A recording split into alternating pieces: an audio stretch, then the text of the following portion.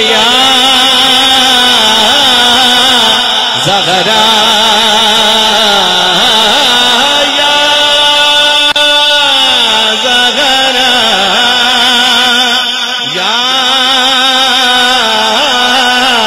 زغرا۔ اس کتاب اور اس عبارت کے مفاہیم کو سمجھنا اور پھر سمجھ کر لوگوں کے سامنے بیان کرنا تو دور کی بات ہے، موصوف اس کتاب کی اردو زبان میں لکھی ہوئی عبارت پڑھنے سے بھی قاصر ہے کہ تصفیہ شریف کو، اس تصفیہ شریف کو جو کہ یقیناً حضرت کی باقی کتب کی طرح کوزے میں سمندر ہے، یہ کہہ دیا کہ چھوٹی سی کتاب۔ تو محترم، آپ سے یہ چھوٹی سی کتاب کا چھوٹا سا پہرا پڑھنے میں 3 اغلاط ہوئی ہیں۔ جس چیز کو مولوی صاحب خطا کہہ رہے ہیں، سیدہ زہرا سلام اللہ تعالی علیہا کی شان کہا ہے کہ موصوف یہ کہہ رہے ہیں کہ حضرت پیر میر علی شاہ صاحب رحمت اللہ تعالی علیہ ہمارے مخالفین کے بڑے ہیں، میری نہیں مانتے تو اپنے بڑے کی مان لو۔ اگر ان لفظوں کو آسان کرتے ہوئے موصوف نے کہا ہے کہ تحریک کا معنی خطا ہے، تو میں عرض کروں گا کہ اگر ہم تحریک صراط مستقیم کو خطائے صراط مستقیم کہیں تو یہ معنی ٹھیک ہونا چاہیے۔ حضرت قبلہ عالم گولڑوی سیدہ پاک کی پاکی بیان کر رہے ہیں اور مولوی صاحب اسی پاکی کو خطا کہہ رہے ہیں۔ مولانا صاحب نے امکان کو وقوع بنا دیا۔ میں 2 حوالے اختصار کے ساتھ عرض کروں گا۔ آپ حضرت اعلیٰ گولڑوی رضی اللہ تعالی عنہ کی تعلیمات کسی صورت نہیں مانتے کہ آپ نے اگر حضرت اعلیٰ گولڑوی کو پڑھا ہوتا تو آپ وحدت الوجود کے حوالے سے یہ سٹیٹمنٹ نہ دیتے کہ وحدت الوجود ٹھیک ہے، وحدت الموجود غلط ہے۔ حضرت اعلیٰ نے تحقیق الحق شریف کے اندر توحید فی العبادت، توحید فی المحبت اور توحید فی الوجود کو تفصیل سے بیان کیا، اور جو صوفیاء توحید فی الوجود اور وحدت الوجود کو بیان کرتے ہیں وہ اس کی تشریح لا موجود الا اللہ سے کرتے ہیں۔ یعنی حضرت ہم پہ دھونس سے یہ بات مسلط کر رہے ہیں کہ اگر تم نے جلال حیدری دیکھنا ہو تو تم دنیا کے بزدل ترین انسان کو دیکھ لو،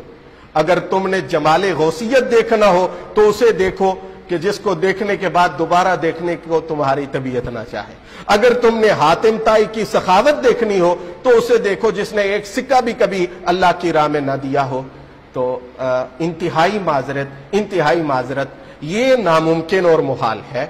اس کا وقوع بھی محال ہے، اس کا امکان بھی محال ہے کہ ہم آپ کو دیکھ کر حضرت اعلیٰ گولڑوی رضی اللہ تعالیٰ عنہ یا کسی بھی بزرگ ہستی جو کہ اہل بیت اور صحابہ کرام کی محبت کا نور دلوں میں روشن کرنے والی ہستی ہو، ان کو سمجھ سکیں یا ان کو جان سکیں۔ بسم اللہ الرحمن الرحیم، الحمدللہ رب العالمین، والصلاة والسلام علی سید الانبیاء والمرسلین وعلی آلہ الطیبین الطاہرین واصحابہ الراشدین الہادین المہتدین، اما بعد۔ ناظرین کرام، اس وقت ہمیں انتہائی تشویشناک صورتحال کا سامنا ہے، جس کا سبب یہ ہوا کہ ایک شخص نے مسئلہ فدق پر گفتگو کرتے ہوئے سیدہ طیبہ طاہرہ سیدۃ نساء اہل الجنہ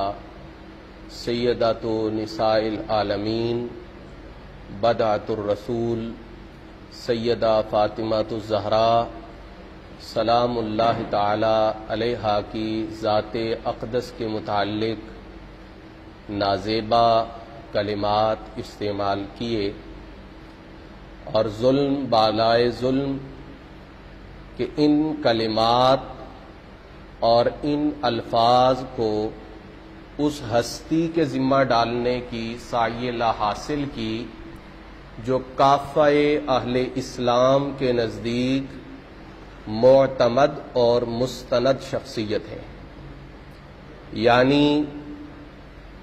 رئیس المجددین، معمور من الرسول، تاجدار گولڑا، فاتح قادیانیت، حضرت اعلیٰ سیدنا خواجہ پیر مہر علی شاہ گیلانی گولڑوی رضی اللہ تعالی عنہ۔ محتشم ناظرین، ہم جس ماحول میں رہتے ہیں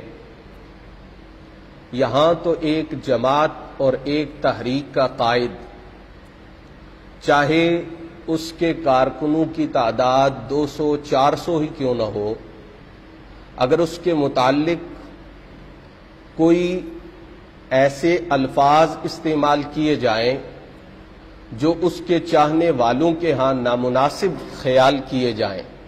نفس الامر اور واقع میں وہ درست بھی ہوں لیکن ان کے خیال میں وہ نامناسب ہوں، تو بات بہت دور چلی جاتی ہے، بہت سارے فتووں کا سامنا کرنا پڑتا ہے۔ لیکن یہاں تو بات اس ہستی کی ہے کہ جن کے عقیدت مند، جن کے ساتھ عقیدت کا رشتہ رکھنے والے ہزاروں میں نہیں ہیں، لاکھوں میں نہیں ہیں، بلکہ پوری کائنات میں جس نے رسول اللہ صلی اللہ تعالی علیہ وآلہ وسلم کا کلمہ پڑھا ہے وہ چوکھٹ زہرا کو دل و نگاہ کا قبلہ سمجھتا ہے، لیکن اس بے احتیاطی اور غفلت کے باوصف مجھے انتظار تھا کہ شاید جس طرح بات چل رہی ہے کہ ایک دوسرا کلپ جاری ہونے والا ہے تو اس میں کوئی ایسا پہلو اور ایسی چیز سامنے آئے گی کہ جو اصلاح کی طرف ایک قدم ہی صحیح، لیکن انتہائی مایوسی ہوئی کہ اس میں اپنے سوا پوری دنیا کے اہل علم کو علمی یتیم کہا گیا، اصول اسلام اور اصول اہل سنت سے نابلد کہا گیا، اور میں ان الفاظ میں، ان جملوں میں وقت ضائع نہیں کروں گا، آپ اس کو سن سکتے ہیں، نیٹ پہ موجود ہے۔ اور یہ تمام چیزیں کہنے کے بعد آخر میں یہ مطالبہ کیا گیا کہ یہ جتنے نالائق ہیں میری نظر میں، جتنے اصول و ضوابط سے نابلد ہیں، ان میں سے کوئی مجھے حضرت اعلیٰ گولڑوی رضی اللہ تعالیٰ عنہ کی عبارت کا مطلب سمجھا دے۔ اب یہ اہل عقل اور اہل دانش کے لیے بڑی واضح صورتحال ہے، لیکن میں جس حوالے سے گفتگو کرنا چاہتا ہوں اس کی تفصیل یہ ہے کہ مسئلہ فدق پر گفتگو کرتے ہوئے موصوف نے حضرت اعلیٰ گولڑوی کی مشہور زمانہ تصنیف تصفیہ مابین سنی و شیعہ میں سے ایک عبارت نقل کی۔ عبارت سن لیجئے اور پھر میں اس عبارت کی وضاحت اور اس کے متعلقات کو ذکر کرنے کی کوشش کروں گا، لیکن میں تفصیل کی طرف آنے سے پہلے یہ بات ضرور عرض کروں گا، اس کتاب اور اس عبارت کے مفاہیم کو سمجھنا اور پھر سمجھ کر لوگوں کے سامنے بیان کرنا تو دور کی بات ہے، موصوف اس کتاب کی اردو زبان میں لکھی ہوئی عبارت پڑھنے سے بھی قاصر ہے۔ یہ آپ سن سکتے ہیں اور ابھی ایڈ کر دیا جائے گا ویڈیو کے درمیان میں کہ حضرت اعلیٰ کی عبارت میں باغ فدق کے غیر مورث ہونے کو یہ لفظ استعمال ہوئے۔ غیر مورث مزید سے، جو صرف و نحو کے ابتدائی طلباء ہیں وہ بھی سمجھتے ہیں کہ مزید سے یہ اسم مفعول کا صیغہ ہے اور ظرف کے معنی میں ہے، چونکہ یہ صفت بن رہا ہے فدق کی، اور فدق محل ارث ہے، جائے وراثت ہے، اس کا وارث کسی کو بنایا جائے گا، لیکن اس کی صفت موصوف نے لفظ غیر مورث کو لفظ غیر مورث پڑھا۔ اور پھر اس سے بھی زیادہ حیران کن یہ ہے کہ لفظ عالم کو عالم پڑھا اور عالم پڑھ کر اپنی زبان سے یعنی جہان کہہ کے اس کی تشریح کر دی. اور خلفائے ثلاثہ کے علاوہ اہل بیت پاک علیہم الرضوان نے بھی باغ فدق کے غیر مورث ہونے کو اپنے عمل سے ثابت کر دکھایا اور سارے عالم پر واضح ہو گیا، سارے جہان پر. اور پھر یہاں آپ کو ایک لطیفہ اور بھی عرض کرتا ہوں، اور وہ یہ کہ اس عبارت اور اس کلپ سے چند ماہ پہلے موصوف نے سیدنا صدیق اکبر رضی اللہ تعالی عنہ کی عدالت کے نام پر ایک سیمینار میں بھی یہی عبارت پڑھی ہے. آپ اس کو سرچ کر لیں، نیٹ پہ دیکھ لیں. اس کلپ میں جو عبارت پڑھی گئی ہے اس سے بھی زیادہ ناگفتہ بے حالت میں وہ عبارت پڑھی گئی ہے، اور اہل علم اسے دیکھیں گے، سنیں گے تو انشاءاللہ العزیز انصاف کریں گے کہ کیا یہ شخص اعلی حضرت گولوی رضی اللہ تعالیٰ عنہ کی کتب کو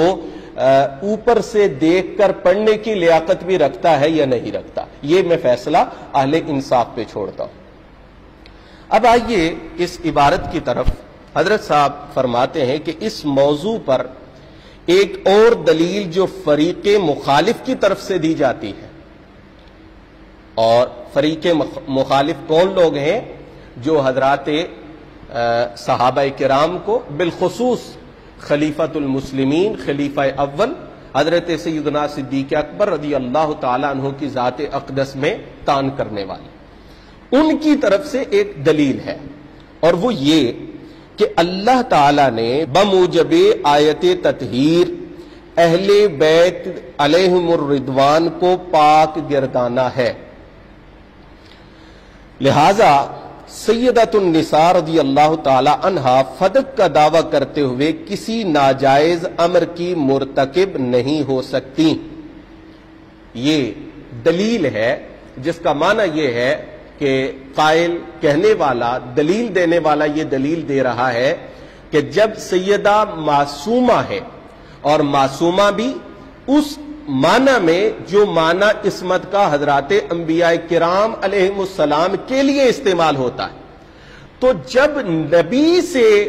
غلطی کا صدور، خطا کا صدور ممکن ہی نہیں بلکہ ناممکن اور محال ہے، تو سیدہ کائنات سلام اللہ تعالی علیہا سے غلطی کا امکان ہی موجود نہیں ہے، خطا کا امکان ہی موجود نہیں ہے. یعنی آپ کے لیے وہ عصمت ثابت ہے جو حضرات انبیاء کرام علیہم السلام کے لیے ثابت ہے. اب حضرت صاحب گولوی رضی اللہ تعالیٰ عنہ نے اس کا جواب دیتے ہوئے ارشاد فرمایا کہ اس دلیل کا تفصیلی جواب آگے چل کر آیت تطہیر کی فصل میں دیا جائے گا. یہاں اتنا کہہ دینا کافی ہے کہ آیت تطہیر کا مطلب ہرگز یہ نہیں کہ یہ پاک گروہ معصوم ہیں اور ان سے کسی قسم کی بھی خطا کا سرزد ہونا ناممکن ہے. جب یہ الفاظ مکمل ہوئے تو موصوف نے اپنی طرف سے یہ چیز یہاں ایڈ کی کہ سیدہ کائنات رضی اللہ تعالی عنہا کا جو عمل تھا فدق کے سلسلہ میں وہ خطا تھا، اور یہ الفاظ کہے علیاذ باللہ کہ جب آپ مطالبہ کرنے گئی تھی تو آپ سے خطا ہوئی تھی، آپ نے خطا کی تھی، آپ خطا پر تھی اور خطا پر تھیں، جب مانگ رہی تھیں خطا پر تھیں. یہ الفاظ علیاذ باللہ کہے. میں صرف یہ پوچھنا چاہتا ہوں کہ یہ جو معاملہ ہوا تھا سیدہ کائنات کا، یعنی آپ کا فدق کے حوالے سے جو بھی کاروائی عمل میں لانا، کیا حضرت اعلیٰ گولڑوی رحمت اللہ تعالی علیہ نے اس کو بیان کیا ہے یا نہیں؟ سوال یہ ہے. اگر حضرت اعلیٰ نے بیان نہیں کیا تو بتایا جائے کہ حضرت نے بیان نہیں کیا کہ وہ کیا تھا،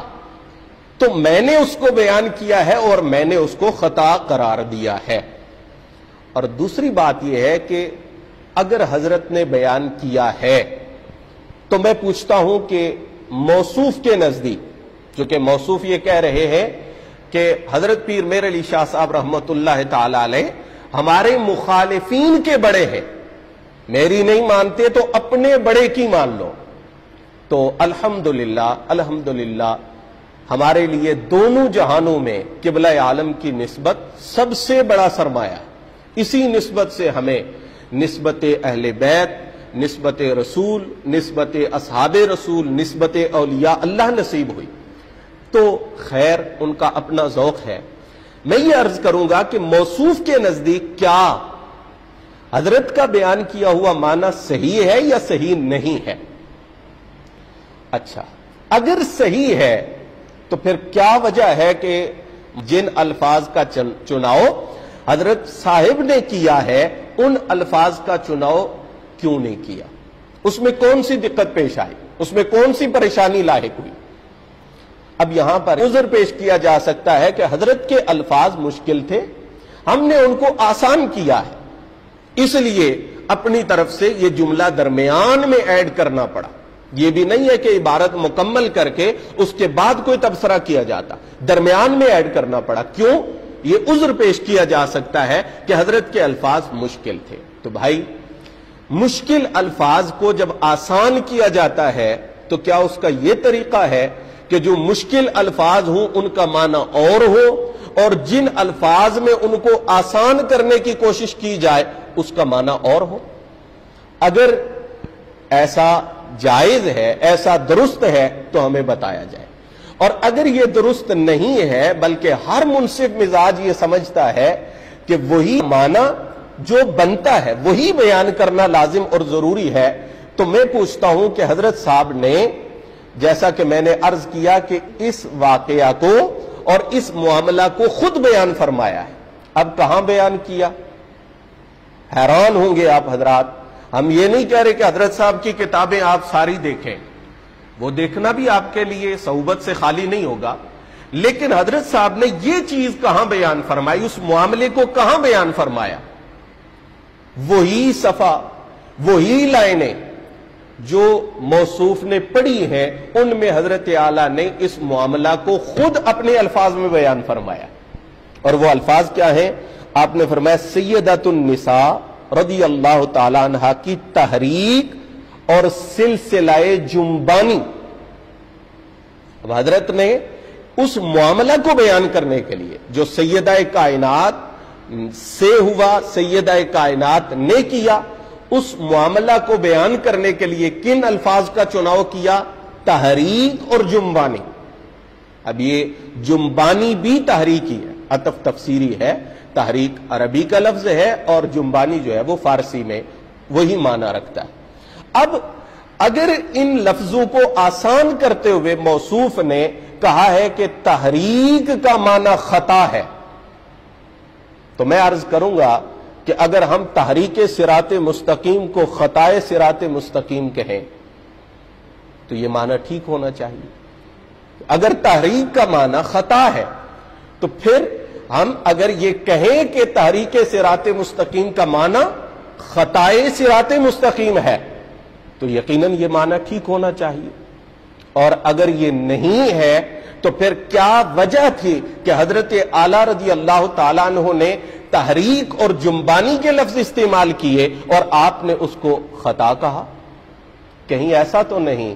کہ حضور اعلیٰ رضی اللہ تعالیٰ عنہ اس معاملہ کو بیان کرتے ہوئے ادب کے جو اعلیٰ ترین تقاضے ہیں ان کو بھی پورا فرما رہے تھے، اور آپ کو ان کا یہ عمل اچھا نہیں لگا؟ آپ اہل بیت اطہار کے معاملہ میں ادب کی روایت سے ناشنا ہے، بے خبر ہے، وگرنہ آپ انہی الفاظ کو جو ادب اور محبت کا قرینہ ہے ترجیح دیتے اپنے الفاظ پر۔ اب حضرت صاحب کی عبارت سنیے،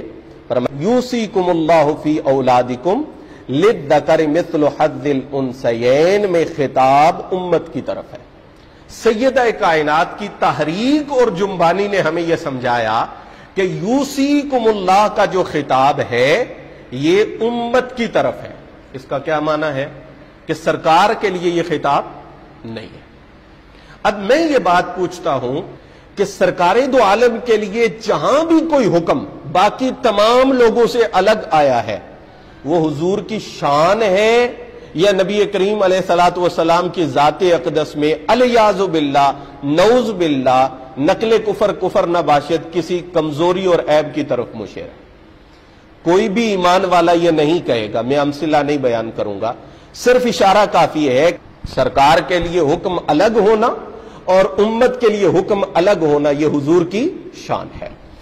اچھا، اور حضرت اعلیٰ کی عبارت میں یہ بات موجود ہے، یہ مفہوم موجود ہے، دیکھ لیجئے۔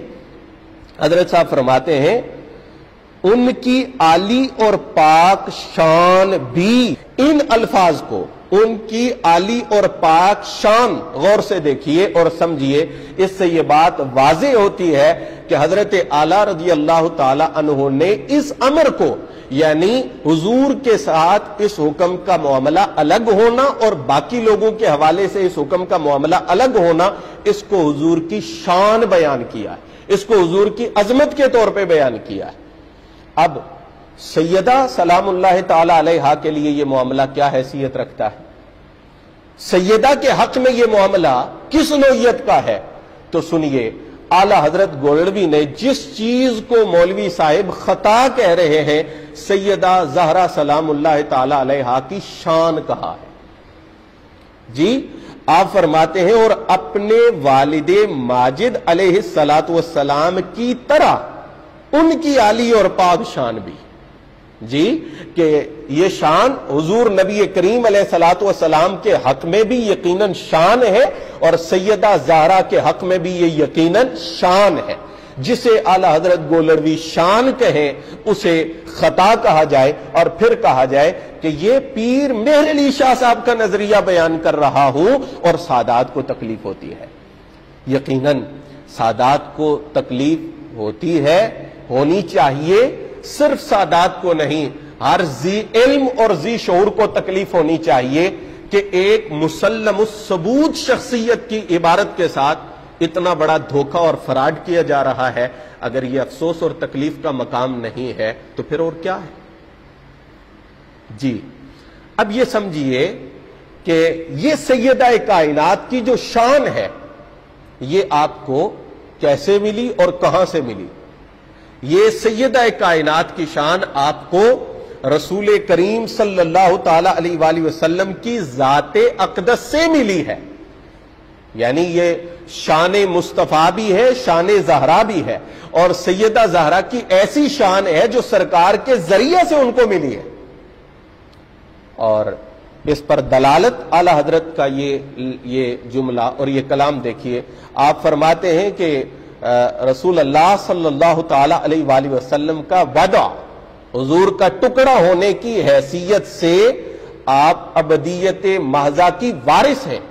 اب یہ وارث کے لفظ پہ صرف فوکس کیجئے کہ وارث بندہ اس چیز کا ہوتا ہے جو آباء و اجداد سے ملتی ہے۔ جو چیز بندہ خود کما لے یا کسی سے خرید لے وہ اسے وراثت میں نہیں ملتی، وراثت میں وہ چیز ملتی ہے جو آباء و اجداد کی طرف سے ہو۔ تو حضرت کا یہ وارث کا لفظ ارشاد فرمانا اس بات کی طرف واضح رہنمائی کر رہا ہے کہ سیدہ پاک کی یہ شان آپ کو اپنے بابا جان سے ملی ہے۔ اب وہ شان ہے کیا؟ سنیے، اعلی حضرت فرماتے ہیں ملکیت کے دھبا اور خدائی فیصلہ پر ناراضگی کے نقص سے منزہ اور پاک ہے۔ اللہ اکبر! وہ شان جو آپ کو اپنے بابا جان کی طرف سے عطا ہوئی ہے وہ شان کیا ہے کہ آپ پاک ہے، منزہ ہے نقص سے، عیب سے، وہ ملکیت کا ہو یا اللہ رب العزت کے فیصلہ پر ناراضگی کا ہو، اس سے آپ پاک ہیں، منزہ ہیں۔ حضرت قبلہ عالم گولڑوی سیدہ پاک کی پاکی بیان کر رہے ہیں اور مولوی صاحب اسی پاکی کو خطا کہہ رہے ہیں، تو اس سے بڑی اور خطا کیا ہوگی؟ اب یہی چیز جو ہے اس کی ایک دوسری تعبیر وہ ہے ابدیت محضہ، کہ یہ کیا ہے کہ اللہ کے فیصلے پر ناراضگی کے نقص سے محفوظ رہنا، یہ ابدیت محضہ ہے۔ اور ابدیت محضہ کی وضاحت حضرت اعلیٰ کو پڑھنے کے لیے کم از کم یہ نہیں کرنا چاہیے کہ آپ فہرست دیکھ لیں اور پھر فہرست اٹھا کر جس مقام سے آپ کو کوئی اپنے مطلب کی چیز ملے وہاں سے چند جملے پڑھ کے تو لوگوں کے عقائد میں رخنہ اندازی کریں۔ کم از کم حضرت اعلیٰ کی عبارت کو پڑھنے سے پہلے امعان نظر سے اسے سمجھنے کی کوشش کرنی چاہیے۔ ابدیت محضہ کیا ہے؟ ابدیت محضہ یہ ہے کہ میں بالکل آسان انداز میں عرض کر رہا ہوں کہ کسی نے کہا تھا کہ جناب شکر کیا ہے، کیسے شکر کیا جاتا ہے؟ تو کہا مل جائے تو بھی ٹھیک ہے اور کھا لیا جاتا ہے، نہ ملے تو بھی ٹھیک ہے۔ کہا یہ شکر نہیں ہے، شکر یہ ہے کہ مل جائے تو بھی اس پروردگار کی حمد و ثنا کی جائے، اس کا ذکر کیا جائے، اس کے شکر کے تقاضے پورے کیے جائیں، اور نہ ملے تو بھوکا رہ کر بھی اس پروردگار عالم کی عبادت، اس پروردگار عالم کی بندگی اور اس رب العزت کی یاد کے اندر مصروف اور مشغول رہا جائے۔ اب ابدیت محضہ کیا ہے؟ یہ میں نے عرض کیا اور ذہن میں رہے کہ یہ وہ چیز ہے جو حضور سے بے طریق وراثت سیدہ کائنات کو ملی ہے اور سیدہ کائنات تک پہنچی ہے۔ آپ جانتے ہیں کہ یہ وہ مقام ہے کہ حضور معراج پہ گئے اور اللہ رب العزت کی طرف سے یہ اعزاز ملا، بما شریفوں کا یا محمد، میں آپ کو کیا شرف عطا فرماؤں؟ اب کائنات تو ساری حضور کے لیے، کائنات کی ساری نعمتیں حضور کے قدموں کے نیچے ہیں۔ آپ نے عرض کیا مولا بالعبودیت، اگر میرے لیے کوئی شرف ایسا ہے کہ جس کو میں ہر شرف پر ترجیح دیتا ہوں تو وہ تیری عبدیت اور عبودیت ہے۔ اور اللہ رب العزت نے محبوب کریم کی اس خواہش کو پورا کرتے ہوئے ارشاد فرمایا سبحان الذی اسری بعبدہ۔ اب سیدہ کائنات کی ذات میں اس عبدیت محضہ کا نظارہ یہ ہے کہ مولا اگر تو نے ہماری شان میں آیت تطہیر نازل کی تو ہم شکر گزار ہیں، اگر تو نے آیت مباہلہ میں ہماری شان واضح کی تو ہم نے تیرا شکر ادا کیا، اگر آیت مودت ہماری عظمت کو بیان کر رہی ہے اور امت محمدیہ پر ہماری محبت کو واجب کر رہی ہے تو ہم اس حوالے سے تیرے شکر گزار ہیں، اور اگر دنیاوی مال کے حوالے سے تیرا یہ حکم یوصیکم اللہ ساری امت کے لیے ہے اور ہمارے لیے یہ حکم نہیں ہے اور ہمیں اس مال سے الگ رکھا گیا ہے، تو مولا اس حال میں بھی ہماری زبان پر کلمہ رضا ہے، کلمہ شکر ہے، کلمہ تشکر ہے، ہم تیرے احسان کو اس حال میں بھی یاد کر رہے ہیں، ذکر کر رہے ہیں۔ تو یہ عبدیت محضہ ہے جو شان اور مقام ہے اور آپ کو اپنے بابا جان کی طرف سے عطا ہوا۔ یہ حضرت صاحب کی عبارت تھی، میں تسلسل کے ساتھ اس عبارت کو آپ حضرات کے سامنے ایک مرتبہ پیش کر دیتا ہوں۔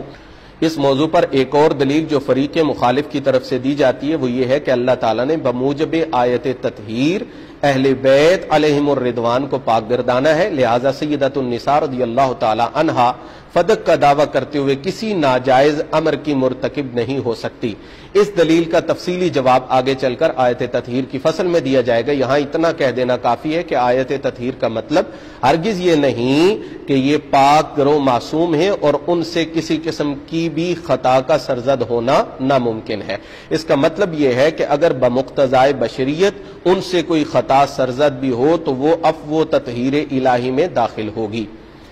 میں یہ عرض کرنا چاہتا ہوں کہ حضرت کی یہ عبارت پڑھ کر جس سے حضور کا مقصد صرف اور صرف عصمت کا معنی بیان کرنا اور انبیاء کرام کے حق میں جو عصمت ثابت ہے اس کو الگ کرنا اور اہل بیت اطہار کے لیے جو حفاظت الہی کا وعدہ ہے اس کو الگ بیان کرنا یہ مقصود ہے، لیکن مولانا صاحب نے امکان کو وقوع بنا دیا۔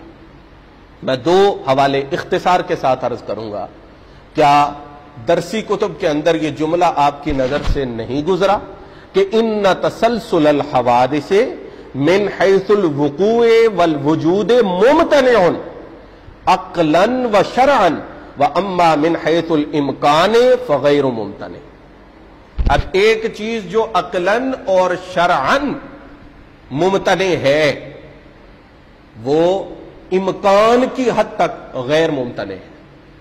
اب اگر یہاں حضور اعلیٰ امکان بیان کر رہے ہیں تو یہ کہنا بالکل بجا ہے کہ ان حضرات کی عصمت انبیاء والی نہیں ہے اور ان سے صدور ذم ممکن ہے، امکان کی حد تک ہے، اور جہاں تک اس کے وقوع کا معاملہ ہے تو وہ عقلاً بھی ممتنع ہے، شرعاً بھی ممتنع ہے۔ اور پھر اس پر میں ایک اور حوالہ پیش کر دیتا ہوں، اور وہ حوالہ اعلی حضرت مولانا احمد رضا خان فاضل بریلی رحمہ اللہ تعالی کی مشہور تصنیف فتاوی رضویہ کے اندر موجود ہے۔ ایک لمبی بحث ہے جس کو ذکر کرتے ہوئے انہوں نے فرمایا، اللہ عز و جل سہون و خطاً بھی صدور کذب سے محفوظ رکھے، مگر امکان وقوع باقی ہو، یہ مرتبہ عازم صدیقین کا ہے۔ اب غور سے اس عبارت کو سمجھیے بھائی، بڑوں کی مان لو، بڑوں کی مان لو۔ فرمایا کہ خطاً اور سہون بھی کذب کا صدور نہیں ہے، اس کے باوجود امکان وقوع باقی ہے۔ اب یہاں امکان وقوع باقی ہے اور خطا کی نفی کی جا رہی ہے، سہو کی بھی نفی کی جا رہی ہے۔ تو کیا ہوا آپ کو کہ حضرت اعلیٰ نے امکان فرمایا، اور آپ نے بجائے اس کے کہ آپ امکان ذکر کر کے یہ وضاحت کرتے کہ امکان کے باوجود وقوع کی نفی لازم ہے، امکان کے باوجود خطا اور سہو کا احتمال بھی نہیں ہے، لیکن آپ نے اس امکان سے خطا کو ثابت کرنے کی سائلہ حاصل کی ہے۔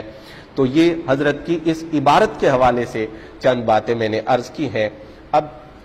یہ بات عرض کروں گا کہ انہوں نے اپنے کلپ میں یہ بھی کہا ہے کہ میرا قصور یہ ہے کہ میں نے حضرت اعلیٰ گولڑوی کو پڑھا ہے۔ محتشم، بالکل یہ آپ کا قصور ہے، اس لیے کہ اگر کوئی قرآن کو پڑھے اور غلط پڑھے تو یہ اس کا قصور ہے۔ آپ حضرت اعلیٰ گولڑوی کی کتب پڑھیں اور غلط پڑھیں، تشریح تو چھوڑیں، آپ ان کے الفاظ درست نہ پڑھ سکیں تو کیا ہم اس کو خوبی سے تعبیر کریں؟ ہم اس کو قصور نہیں کہیں گے؟ اور دوسرا قصور یہ ہے کہ اگر کوئی قرآن و حدیث پڑھے لیکن اس میں قطع و برید کرے، اپنے مطلب کی چیز اپنی خواہش کی چیز لے لے، اور جو چیز اس کی خواہش کے اس کے مطلب کے مطابق نہ ہو اس کو ترک کر دے، اس کو چھوڑ دے، تو کیا اسے قصور کہا جائے گا یا خوبی کہا جائے گا؟ آپ حضرت اعلیٰ گولڑوی رضی اللہ تعالی عنہ کی تعلیمات کسی صورت نہیں مانتے۔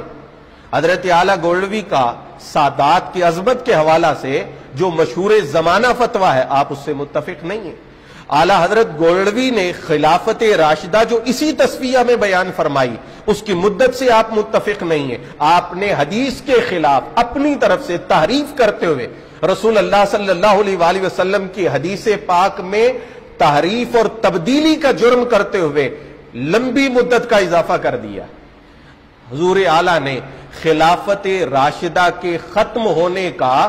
اور اس کے اختتام پر امام حسن مجتبی کی شان کا جو پہلو بیان کیا ہے، آپ کبھی بھی اس کو بیان نہیں کرتے بلکہ اس کے خلاف اپنی گفتگو کرتے۔ حضرت اعلیٰ گولڑوی رضی اللہ تعالیٰ عنہ نے دور خلافت کے بعد کے زمانہ کو جو نام اسی تصفیہ میں دیا ہے، وہ آپ ماننے کے لیے اپنی زبان پہ لانے کے لیے تیار نہیں ہے۔ حضرت اعلیٰ گولڑوی اہل بیت اطہار کی ذوات مقدسہ کے ساتھ علیہم السلام کا التزام فرمائیں، اور آپ کبھی بھی اس کو نہ مانے بلکہ اس کو ایک اور انداز میں الجھا کر کہ دیکھو رضی اللہ تعالی عنہا لکھا ہے اور یہاں کہا جا رہا ہے کہ جو رضی اللہ تعالی عنہا کہے وہ خارجی ہے۔ کیوں دھوکہ دے رہے ہیں؟ کیوں اتنا جھوٹ بول رہے ہیں؟ یہ رضی اللہ تعالی عنہا رضی اللہ تعالی عنہ کا مسئلہ اختلافی ہے ہی نہیں ہے۔ بات تو یہ ہے کہ مستقلاً سلام اہل بیت پہ جائز ہے یا نہیں ہے۔ اعلی حضرت گولڑوی اس کو جائز سمجھتے، آپ ناجائز سمجھتے ہیں، یہ آپ کا قصور ہے۔ اور میں یہ بھی عرض کروں گا، اگر آپ کی طبیعت پر گرا نہ گزرے کہ آپ نے اگر حضرت اعلیٰ گولڑوی کو پڑھا ہوتا تو آپ وحدت الوجود کے حوالے سے یہ سٹیٹمنٹ نہ دیتے کہ وحدت الوجود ٹھیک ہے، وحدت الموجود غلط ہے۔ حضرت اعلیٰ نے تحقیق الحق شریف کے اندر توحید فی العبادت، توحید فی المحبت اور توحید فی الوجود کو تفصیل سے بیان کیا، اور جو صوفیاء توحید فی الوجود اور وحدت الوجود کو بیان کرتے ہیں وہ اس کی تشریح لا موجود الا اللہ سے کرتے ہیں۔ تو اگر آپ نے حضرت اعلیٰ کو پڑھا ہوتا تو یقیناً ایسے نہ ہوتا۔ اور پھر یہ بھی عرض کروں گا کہ تصفیہ شریف کو اس تصفیہ شریف کو، جو کہ یقیناً حضرت کی باقی کتب کی طرح کوزے میں سمندر ہے، یہ کہہ دیا کہ چھوٹی سی کتاب، یہ چھوٹی سی کتاب پر ہی آ کے ہمارے ساتھ بات کر لے، یہ چھوٹی سی کتاب پر ہی آ کے ہمارے ساتھ بات کر لے۔ تو محترم، آپ سے یہ چھوٹی سی کتاب کا چھوٹا سا پہرا پڑھنے میں 3 اغلاط ہوئی ہیں، تو پھر بڑی کتابوں کے حوالے سے معاملہ اور صورتحال کیا ہوگا؟ میں یہ کبھی بھی نہ کہتا، لیکن اتنا تعلی اور اتنا استکبار اور اتنا تکبر، اس کی بنا پر مجھے یہ کہنا پڑے گا کہ آپ حضرت اعلیٰ گولڑوی رضی اللہ تعالیٰ عنہ کی تصانیف مبارکہ، وہ تصفیہ مابین سنی و شیعہ ہو، وہ تحقیق الحق جو وحدت الوجود کے حوالے سے مباحث ہیں وہ ہوں، وہ سیف چشتیائی شریف ہو، وہ شمس الہدایہ شریف ہو، میں ایک طالب علم کے طور پر